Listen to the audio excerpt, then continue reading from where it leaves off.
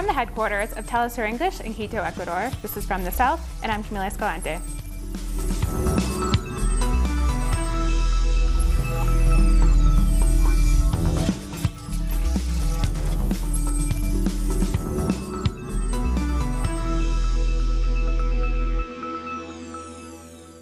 Cyclone Idai has killed more than 150 people in several countries of southern Africa. According to the Red Cross and the Red Crescent Federation, at least 126 people died in Mozambique, Malawi, and South Africa. The Information Ministry in Zimbabwe put the death toll at 31. The tropical storm has affected more than 1.5 million people. Tens of thousands were cut off from main roads, and communication lines were also affected. More heavy rains are expected.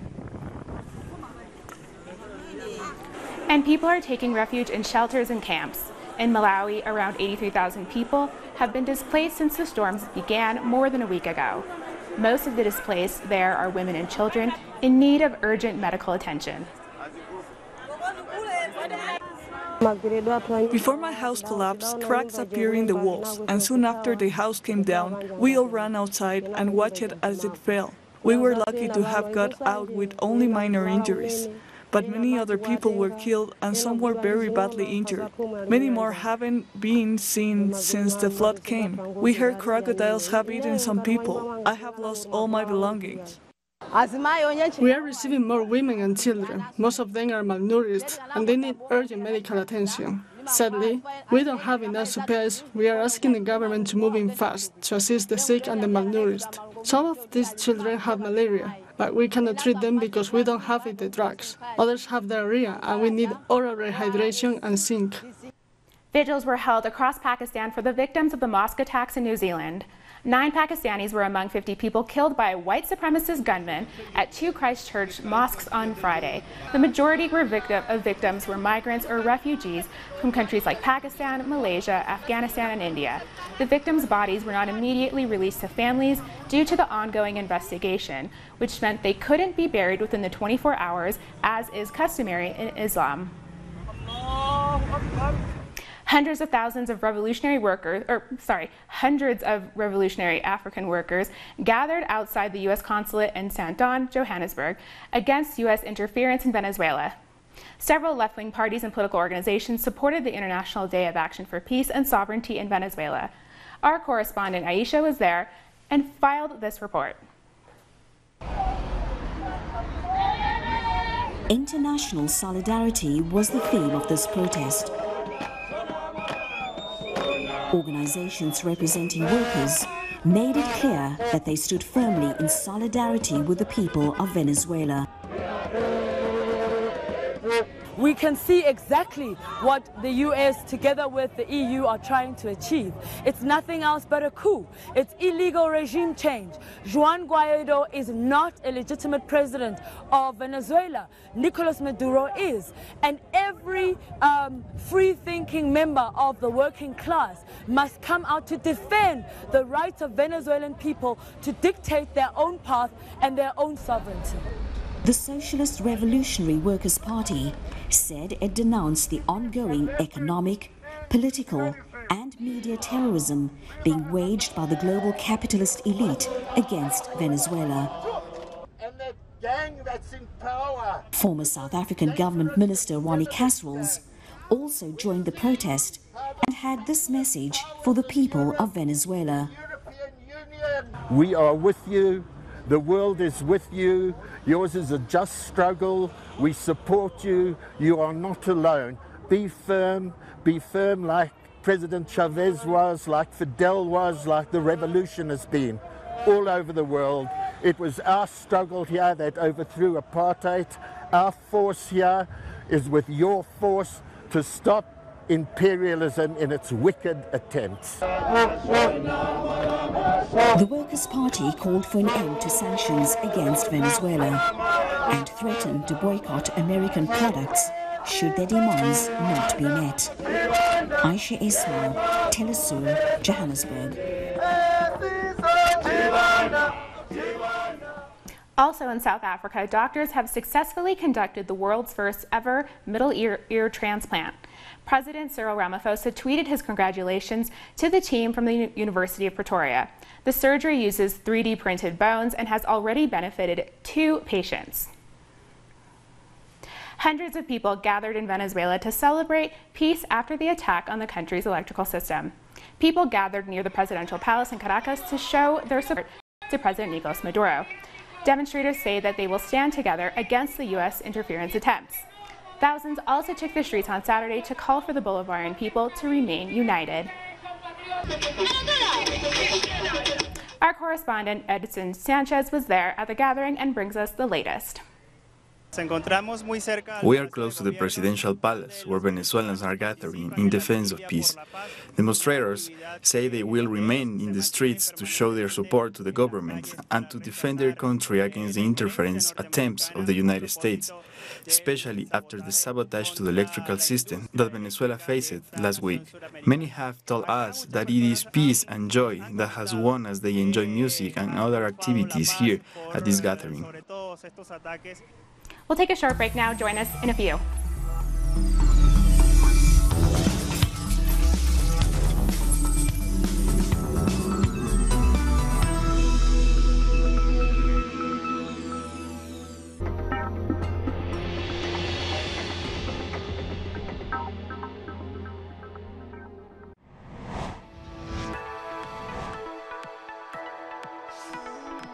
Discover the cultural diversity that defines a continent.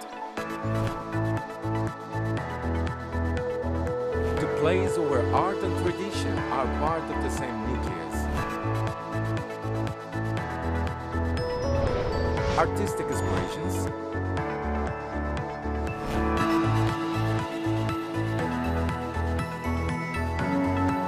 values,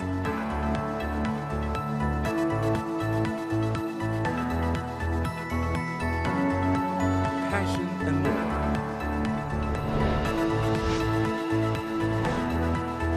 Real life. Fridays, only on Turismo.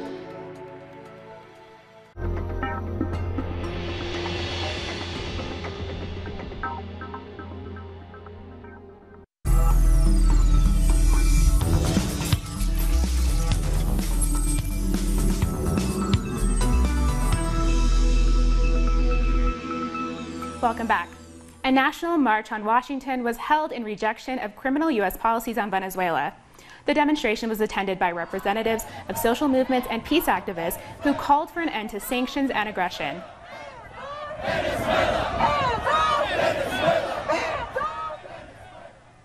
Among the marchers was Ben Norton, a journalist with the Gray Zone who had just recently returned from Venezuela.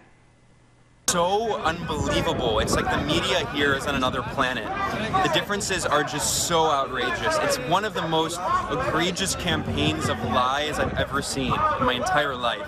How there's this idea that there's a humanitarian crisis, that it's a dictatorship, that the government is repressive and dictatorial. In fact, being in Venezuela reminded me how authoritarian and violent my own government is here at home. And demonstrators, including Ben Norton, had plenty to say about their lawmakers, but particularly about Florida Senator Marco Rubio. Marco Rubio he's pitiful. Not only is he a neoconservative, not only is he a propagandist, not only is he an abject liar, he's simply pitiful. I don't even know what his base is anymore because his base has been so thoroughly destroyed by Trumpism. You know, now he's flagellating before Donald Trump after leading a campaign where Donald Trump turned him into a child on stage, and he's still kowtowing to Donald Trump. Marco Rubio is also, again, I need to stress this point, a blatant liar, and it's just pitiful, his lies. Recently, he claimed that the Venezuelan government was responsible for the so-called German dam collapsing, leading to the blackout. Actually, Herman Dam was the name of the journalist, not the dam that supposedly was destroyed in Venezuela. He's just a liar, and his lies are just so ridiculous that they're actually hilarious. He is a complete idiot. I mean, just being blatant. He's a moron. And demonstrators said that the best policy towards Venezuela is to allow Venezuelans to solve their own issues.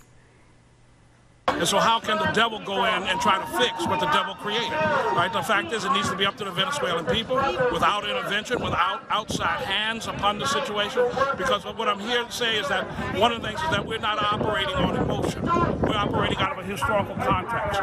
We understand how imperialism and racism has worked historically in this Western Hemisphere and how it's being applied right now. I came out here because the villainous intentions of the ruling elite of all our oligarchs, they're not even covered up anymore. They're straight up front. Bolton said on Fox News, we need to go to Venezuela for the oil. This isn't even a secret anymore. It used to be they'd give false reasons, but they failed to do that anymore. Bombs are not the answer. U.S.-backed coups are not the answer. Let the Venezuelan people decide what they do with their country. Tension continues to increase in the Colombian Department of Cauca after security forces use repressive tactics against a social gathering between indigenous people, campesinos, and Afro-descendants. Our correspondent, Jose Manuel Jimenez, has the latest in this report. In the southwest of Colombia, in the department of Cauca, the social gathering, also known as Minga, continues with indigenous people, campesinos, Afro-descendants, taking part and no more than 2,000 college students that are joining them. We have confirmed that in the late evening of Saturday, security forces repressed again another meeting in El Pital, Caldono, Cauca. This adds up to the previous repressions reported in El Cairo, Caijibio, Cauca. Repressions has taken place daily and constantly at the places where indigenous, campesinos, and Afro-descendant people are meeting and discussing. They are waiting for the visit of President Iván Duque, something they asked the government days before. They want to dialogue with authorities to demand their right to own land. They are also requesting international bodies such as the Organization of American States and the United Nations to continue monitoring what's currently going in this region. They have invited international bodies to visit the area to verify how security forces are repressing them during these last days of meetings. 15 people were injured during this social gathering that has celebrated peace, life, democracy, and justice. Attendees are also asking for the peace agreement to be fully implemented in this region and for the end of the killings of social leaders across the country. Violence has been ongoing in different parts of the country, and social movements say there is not political will to implement peace and make a real change. Authorities in Bolivia are continuing to fight against gender violence and are now treating this as a priority issue. More in this report. Not the protests or the new laws have achieved the goal of decreasing the high number of femicides in Bolivia, one of the most affected countries by gender violence. But at least now there are weapons to face it.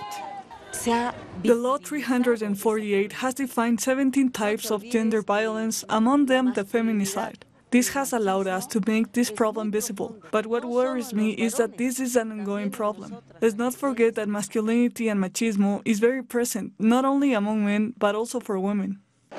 International organizations are also launching new strategies, as they are worried about the tragedy of femicides. This region in particular has one of the highest rates of femicides in the world. In Bolivia, we estimate that 128 women were killed last year. Every 2 days, a woman is killed, and these crimes remain in impunity. A cultural change is needed at the schools, in the communities, among the families. The current Bolivian law is recognized as one of the most progressive in this matter, and it's said that it's a useful tool against the killing of women, a crime defined as femicide. Before, our law didn't contemplate the figure of femicide. We used to define femicides as the murder due to violent emotions. For example, when you heard I was jealous, so I killed her. It is not like that anymore. This has become a visible problematic, and now it is defined as a penal crime. This has helped to raise awareness, but of course, there is still a lot to do. There are laws to punish these crimes, but they need to be implemented by those responsible in municipalities, by the police, and especially by judges. The police, the prosecutor, and the judiciary have to establish protocols for the victims. They cannot justify these crimes by saying she was walking alone with 5 men, or that it is her fault because she was wearing a short skirt, or that she was walking late at night, or that she was drunk, as if that was an excuse for violence. One of the greatest problems is impunity. Our research has revealed that only less than 5% of the femicide cases reported ended up with a sentence. Brazil's first trans state congresswoman has been sworn into office. This historic moment was celebrated by a crowd that paraded through the streets of Sao Paulo. Our correspondent Brian Muir has the story. On opening day of São Paulo's 2019 state legislature, a crowd of supporters of Brazil's first trans state congresswoman, Erica Malunguinho, gathers to dance and march with her into the state capitol building on her first day of work. This moment is important as people who have been silenced throughout Brazilian history have gained a voice, the trans and black population. And I believe that it is a moment to celebrate our ancestors and our victory, and to understand that our space has come from far back. There is a story that was built which brought us here, and from this point forward, this story will be constructed in the first person.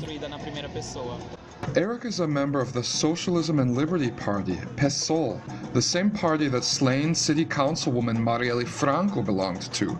As the procession nears its destination, supporters of far-right President Jair Bolsonaro begin to heckle the crowd. This is not a madhouse, okay? As they near the Capitol building, Erica stops the procession and explains her mission. It's culture, it's politics, and it's people who are black. Brazil's first ever trans state lawmaker walks into Congress to get sworn in.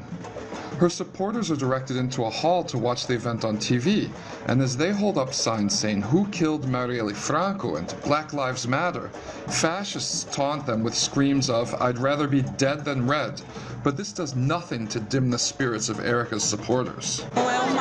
This is a historic moment because it's a black trans woman from Pernambuco, and I'm very happy. It would have been unacceptable for me to stay at home like this. I am a black woman, a historian and a rapper, and I had to be there. Brian Muir, Telesur, São Paulo. Thousands also took to the streets across Brazil over the weekend protesting against corruption. A recent court ruling would weaken investigations into top public officials. Earlier this week, Brazil's Supreme Court ruled that corruption cases involving illegal campaign donations should be handled by electoral courts. But some federal prosecutors say that this decision could hamper corruption investigations like the landmark car wash graft probe. Those involved could now ask the top court to annul their sentences and send their cases to the dedicated electoral courts. The Supreme Court vote severely damages Operation Lava Jato and all that we have achieved over these 5 years. We from the Free Brazil civil movement will not accept this. We will fight against corruption, and we will take the necessary route in order to do so. We will do the same as what happened with the impeachment of former President Dilma Rousseff. We will march on Brasilia. People of the Ixcan Quiche community are still demanding justice for the massacre of its people 37 years ago at the hands of the Guatemalan army. Survivors are remembering the victims and how these events changed their lives. These are some of the survivors of Ixcan Quiche community who took part in a pilgrimage to remember the victims of a massacre led by the army that took place 37 years ago. We remember all that suffering on this day. It's similar to the life of Jesus Christ, when he was beaten up by soldiers and crucified. For that, we have the Holy Week. And this is what we do for our martyrs and relatives. We will always remember them. Survivors say that the Guatemalan army captured and killed more than 400 people of the community over 3 days. This forced thousands of Guatemalans to flee to Mexico. We saw warplanes and helicopters fly by, heard about what the army did to them. We witnessed the suffering of our Guatemalan brothers when they crossed the border. 37 years have passed since the massacre, but to this day, survivors still mourn the loss of their relatives. For many, the massacre also had an impact on their way of living. It happened a long time ago, but the pain and worry had remained. It was a tragedy to see my husband's blood spill all over the ground. Since that day, there is no one to work the land. Families still demand justice and have strongly condemned that some soldiers are seeking a bill to be approved to favor those responsible for the genocide by reforming the law of national reconciliation. They want these murders to get away without punishment. They want the country to believe these people didn't do anything. But thank God there are people who raise their voices against this reform because it will disgrace the memory of our victims. The initiative has been debated in Congress twice, but the Inter-American Court of Human Rights have demanded lawmakers not go through with the reform as it's seen as an attack on the victim's right for justice. We'll take a short break now, but we'll be right back.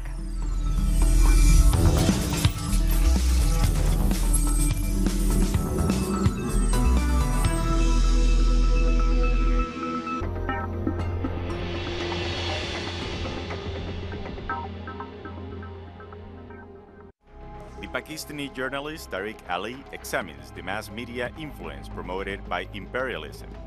Get access to the analysis of the socio-economic and political life of the whole South America on our screen and platform in English. A critical place committed to the truth to determine the major events that transformed the world today. On Monday, only on Venezuela.